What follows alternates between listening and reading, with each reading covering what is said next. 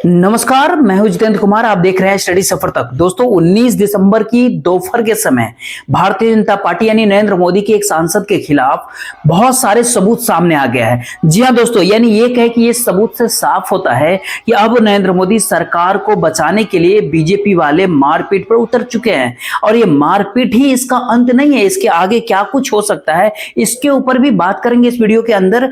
और आज हमें ज्यादा फिक्र होता है सारंगी की, मुझे ज्यादा फिक्र होती है फर्रुखाबाद वाले मुकेश राजपूत की। जी हां, क्योंकि सरकारें कई बार शहादतों पे बट जाती है और इतिहास किसी भी राजनेता का जरूर उठा करके पढ़ लेना चाहिए। रंगमंच की कठपुतली अगर बनेंगे ना तो फिर वो डायरेक्टर ही तय करेगा कि कठपुतली का अंत कैसे होगा या फिर कठपुतली कितने देर नाचेगी मंच के ऊपर।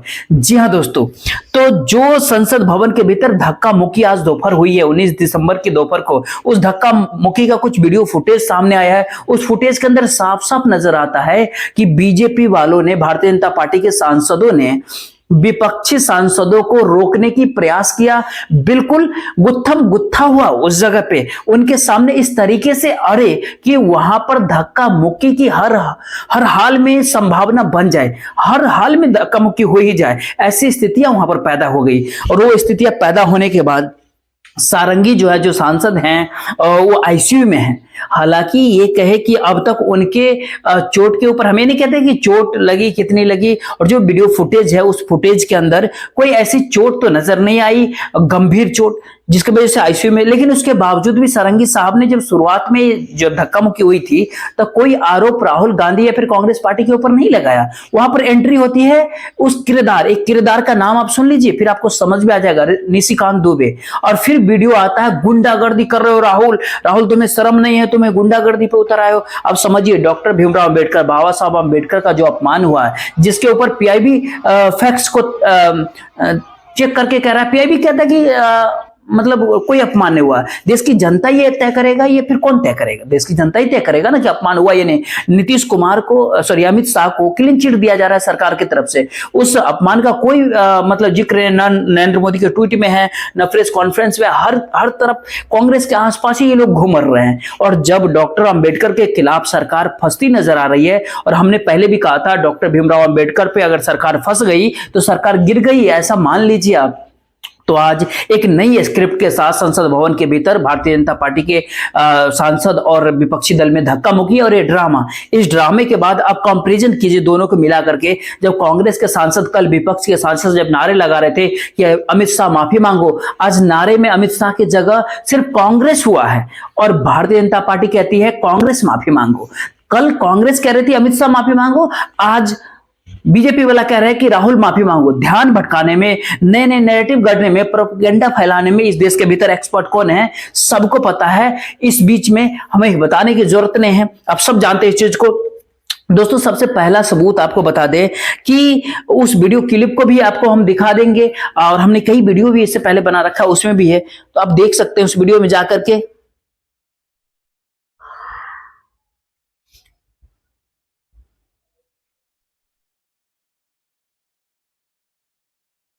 इस वीडियो फुटेज को जब आप गौर से देखेंगे ना, तो उस वीडियो फुटेज के भीतर, इस वीडियो फुटेज के अंदर आप जब बड़े ध्यान से देखेंगे तो बीजेपी के सांसद सामने देखिएगा, प्रियंका गांधी होते हैं, प्रियंका गांधी के आसपास में महिला सांसद होती है। मतलब कोई भी जब प्रदर्शन होता है तो उस प्रदर्शन के भीतर एक रणनीति होती है कि उनको प्रदर्शन किसी भी तरीके से धक्का मुक्की की स्थिति उनके साथ पैदा ना हो।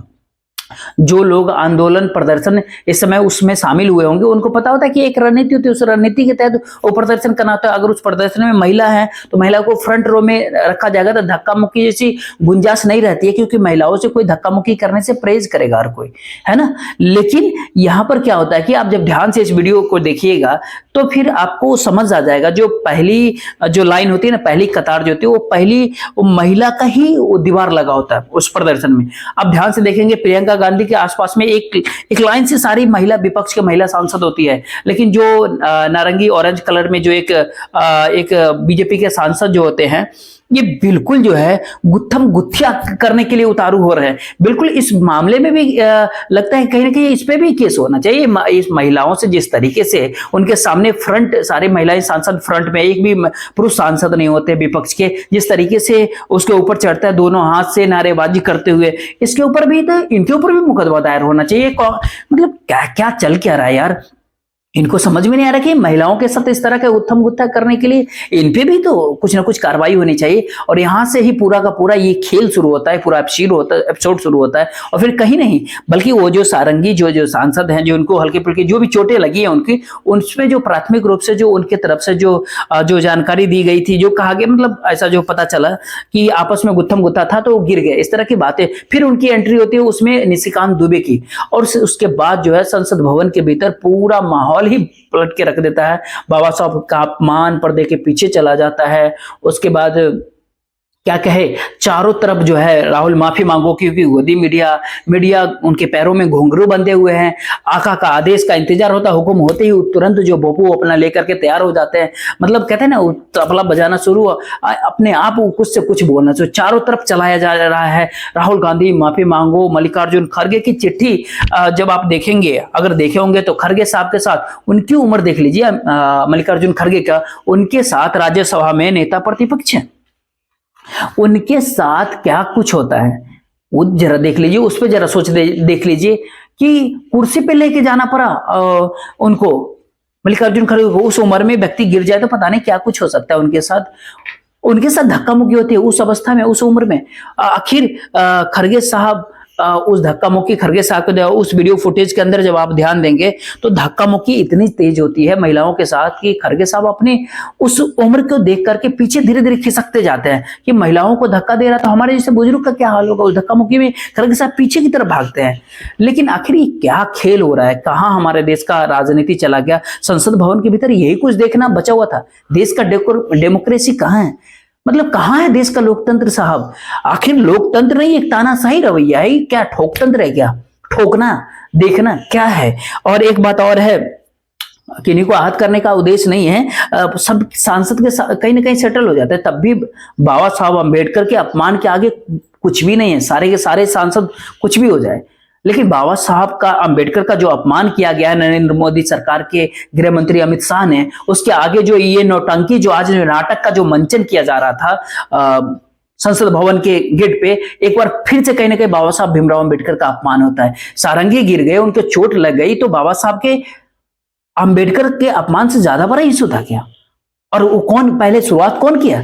और ये इस भारत देश के पिछड़े, दलित, दबे कुचे लोग जो हैं ना, उन तमाम लोगों को, देश की महिलाओं को, उन तमाम सारे लोगों को जिनकी वजह से जो है इनको संविधान ने जिनको अधिकार दिया है, उन सभी लोगों के अस्तित्व का सवाल है यहां पर।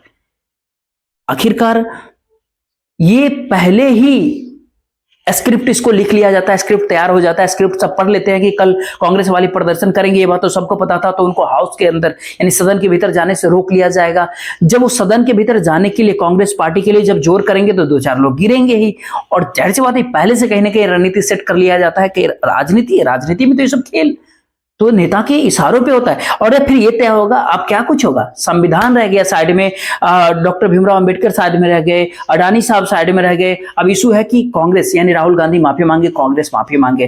किस लिए कांग्रेस माफी मांगो भाई साहब, ये पूरा खेल या स्क्रिप्ट तैयार कौन किया, क्या कर रहे थे स्पीकर महोदय ओम बिरला साहब।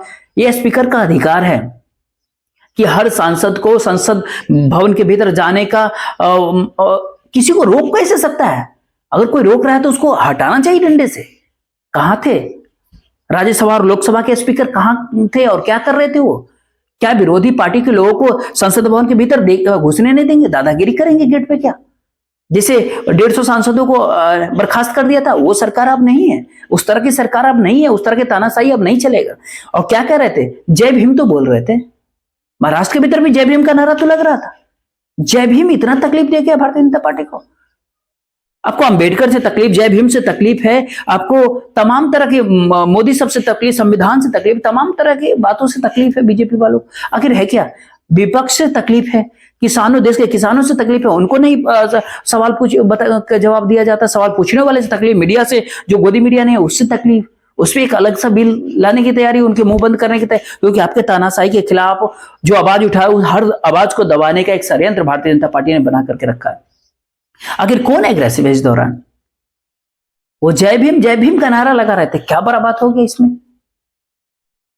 आखिर कल परसों के दिन जब जो घनघोर कह सकते हैं, जो जिसको ब्लंडर कह सकते हैं, बहुत बड़ी गलती कह सकते हैं, अमित शाह जी ने देश के गृह मंत्री ने किया, संसद भवन के भीतर किया, उसके बाद जब पता पड़ा भारतीय जनता पार्टी को कि बिल्कुल सर के ऊपर से बात निकल गया है, तो उसके बाद प्रधानमंत्री नरेंद्र मोदी कल देश के गृह मंत्री अमित शाह के सुरक्षा कवच बन करके निकले, सोशल मीडिया के ऊपर बौछार लगा दिया, ट्वीट किया। लेकिन इसमें अमित शाह ने क्या कहा, इसके ऊपर कोई ध्यान नहीं था। बार बार कह रहे थे कि कांग्रेस कुकर्मी है, कांग्रेस ने उनका अपमान किया, कांग्रेस ने अंबेडकर का अगर अपमान किया था तो बीजेपी कहां है? देश के लोग तय करेंगे ना, ये बीजेपी वाले कैसे तय कर लेंगे, अमित शाह जी कैसे तय कर लेंगे कि कांग्रेस कुकर्मी है, फलाना ढेकान जो अंबेडकर का अपमान करे? आखिर कांग्रेस पार्टी ने अपमान किया होगा तो कांग्रेस इस बात को भुगत रही है, सत्ता से बाहर है, लेकिन अधिकार थोड़ी है। अंबेडकर जी का नाम लेकर के सत्ता में आई है बीजेपी, और फिर कौन अंबेडकर? उसके बाद अंबेडकर नाम की रट्टू लगाते, इसके अच्छा भगवान के नाम ले लेते, इस तरह की बयानबाजी होती है संसद भवन के भीतर। इस भारत देश के भीतर भगवान तय करने का अधिकार अमित शाह को किसने दिया? देश के गृह मंत्री को यह अधिकार किसने दे दिया? डॉक्टर अंबेडकर को भगवान मानते हैं, बहुत लोग मानते हैं, हम सब मानते हैं, लेकिन उस अंबेडकर जी ने अधिकार दिया है जिसकी वजह से लोग बोल पाते हैं, नहीं तो इस तरह की तानाशाही में कौन बोल पाता? किसी का भगवान अमित शाह कैसे तय कर सकता है? अमित शाह का भगवान नरेंद्र मोदी जी हो सकता है, लेकिन नरेंद्र मोदी जी और अमित शाह कैसे तय करेंगे कि किसका भगवान कौन होगा? और नरेंद्र मोदी जो आजन्मा कहे थे, उनके ऊपर तो कोई ऑब्जेक्शन नहीं लगाया। विष्णु के अवतार कहते हैं, उनको तो कोई नहीं कुछ कहा। जिसके लिए है वो पूजा करे उनकी, जिसके लिए नहीं है नहीं करेगा पूजा। अब यहां पे डॉक्टर अंबेडकर की अगर बात करें, उनके अपमान की बात कर ले, तो फिर आप जिन्होंने वोट का करने का अधिकार दिया, मां बहन को वोट डालने का अधिकार दिया, हर किसी को ताकत दी संविधान के माध्यम से, इस देश का भविष्य तय करने का अधिकार दिया, वो भगवान है। अमित शाह तय करेगा कि भगवान कौन होगा, किसके लिए कौन भगवान होगा, और अमित शाह तय करेगा कि तमाम सारी बातें। खुद देख करके देखिए कि किसी का भगवान किसी के ऊपर अगर कोई थोपा जाए, किसी का महापुरुष किसी के ऊपर अगर थोपा जाए, लोग का अलग अलग हो सकता है। इस दौर में जवाब जब नहीं है अमित शाह के पास, तो कुछ भी बोल दे रहे हैं, हर जगह फंसते जा रहे हैं। कांग्रेस विरोधी कहते तो पता चला संघ विरोध था। संघ काहे विरोध था भाई? हिंदू कोड बिल किसने नहीं आने दिया था? पार्लियामेंट के भीतर किसने घेराव किया? ध्यान है? अंबेडकर जी के खिलाफ किसने नारे लगाए? अंबेडकर जी के खिलाफ पुतले कौन जलाए? अंबेडकर जी के संविधान को गलत किसने कहा, किसने ठहराया? सब कौन कहा? अब सब जानते हैं। बीजेपी कहती है कांग्रेस आरक्षण विरोधी है। कहां पर है कांग्रेस आरक्षण विरोधी? देश आजाद हुआ तब से आज तक कांग्रेस का आरक्षण का कहां विरोध किया?